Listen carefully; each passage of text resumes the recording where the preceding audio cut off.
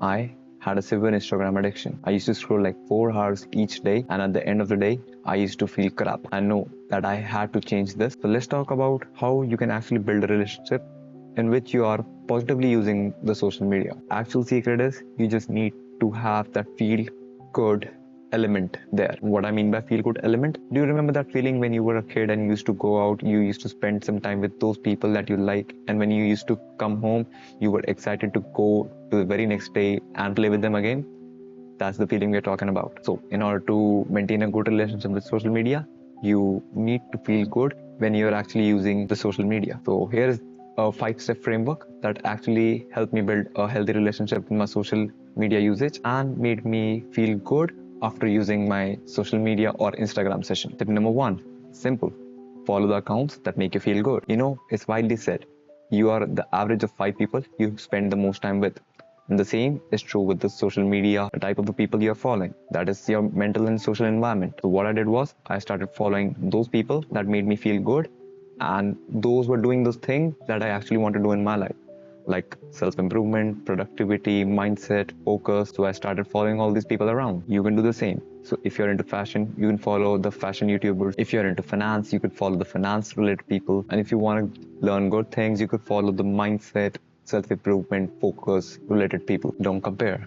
Real and real life are different. I faced this myself when I was comparing myself with the people who used to post all those good, jolly stuff online, like traveling, having parties, doing all the crazy stuff. I used to feel a certain extent of FOMO. Up until one day when I talked with a friend and he told me how much difficulties he was facing during this trip or what all things he was going through. It's just like the people do not share the bad stuff that they're going through. It's just that only positive, good stuff that they post online. Similarly, you don't have to compare yourself to other people's social life.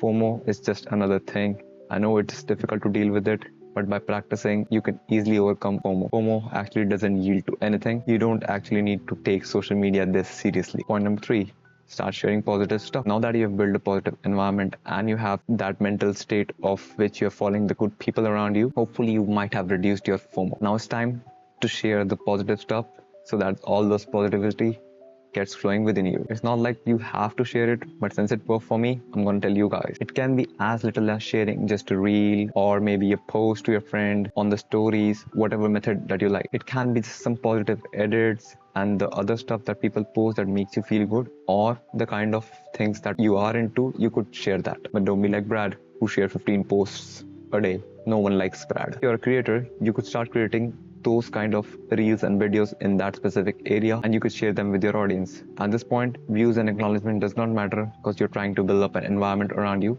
and a mental space that makes you feel good while you're using the social media. Step number 4, use interested and not interested feature. Every app has this interested and not interested feature. By interested, you are telling the algorithm that I like this kind of stuff and show me some more stuff like this. And by using not interested, you're telling the algorithm I do not like this stuff. So by default, it won't show you that thing. What you're doing is you're actually just simply training the algo to your likes and your dislikes. So this enhances the environment that you have created and pushes you towards the things that you actually like. Step number 5, and I wish I knew this sooner. I know it is hard. You can always unsubscribe from that subscription, unfollow that page, unfollow that person. I agree. In some cases, if you're interacting with a person on a daily basis and you cannot unfollow that person, you can simply use the feature like mute. Unfollowing is a superpower, but don't overuse it. It can lead you to run from the stuff and get away from the circumstances that you do not want to face. Don't be so much impacted by what others are doing. Take them lightly, let them go. It is just another app. Thanks for watching the video. In case you want to know how I overcame my Instagram addiction, you can check out this video, and I'll see you guys real soon.